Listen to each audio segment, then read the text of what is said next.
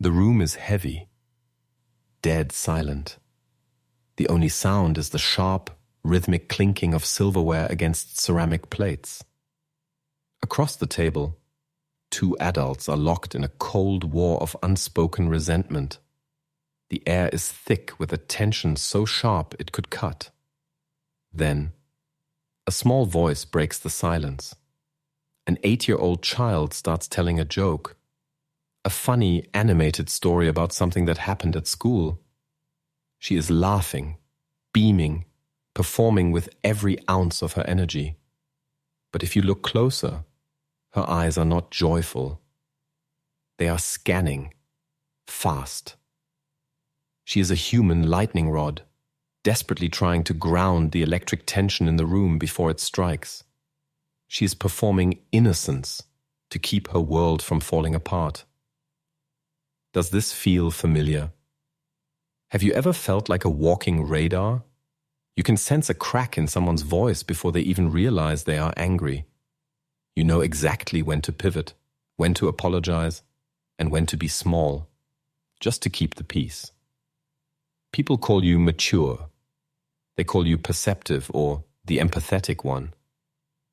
But let's be honest. Why does being thoughtful leave you feeling so utterly hollow? Why are you always the one expected to clean up the emotional wreckage of every room you walk into? Here is the truth that no one told you. This level of awareness isn't a personality trait. It's not a gift. It is a survival strategy. It's the architectural blueprint of a heart that learned very early on that in your world, love was never free.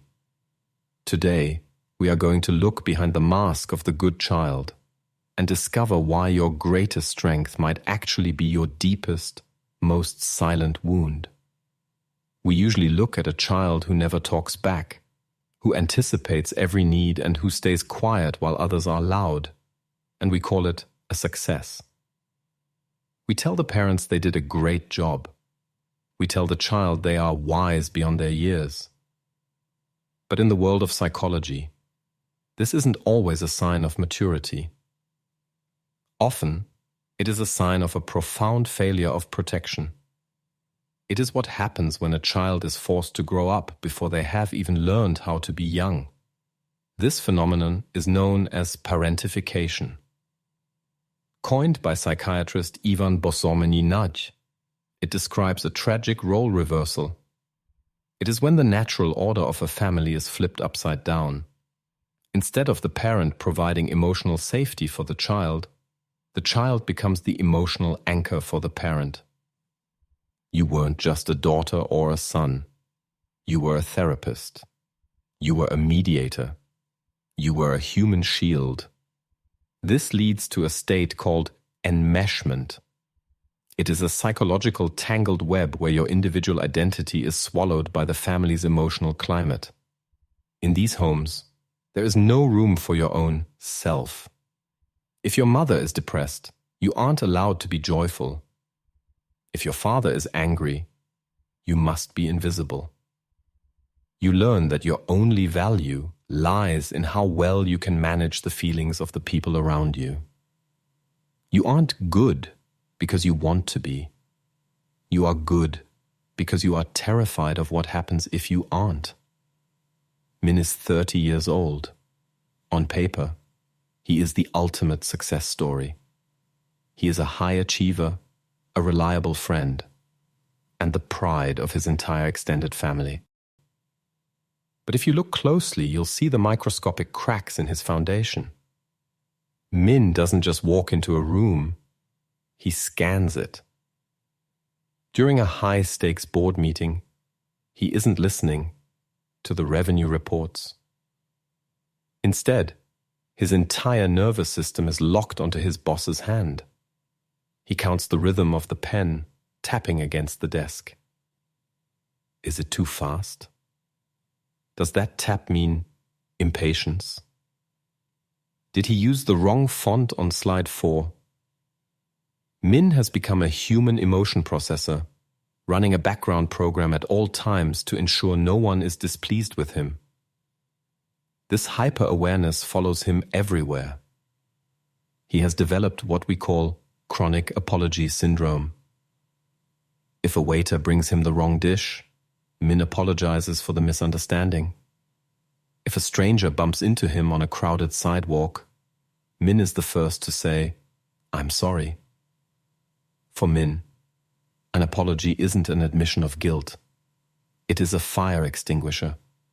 He is constantly spraying it on the tiny sparks of potential conflict before they can grow into a flame he thinks he can't survive.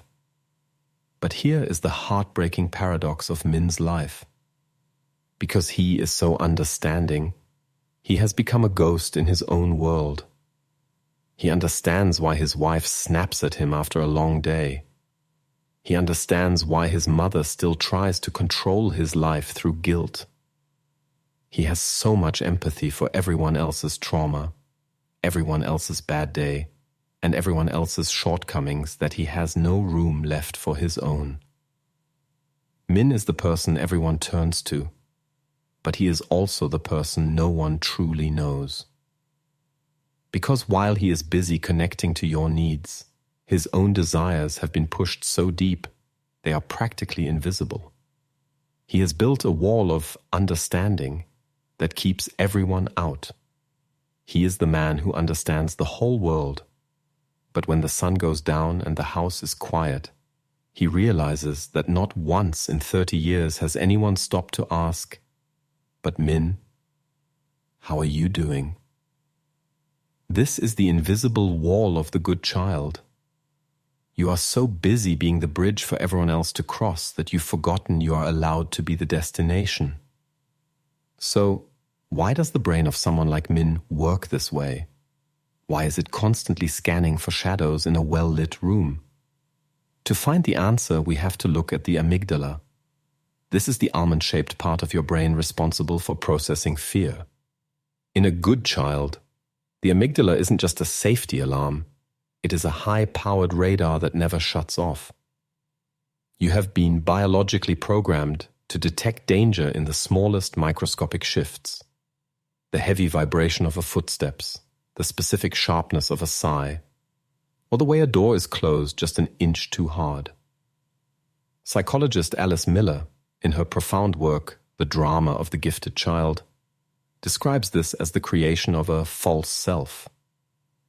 As a child, you realize that being your true self, someone who gets angry, who makes demands, or who is messy, was dangerous.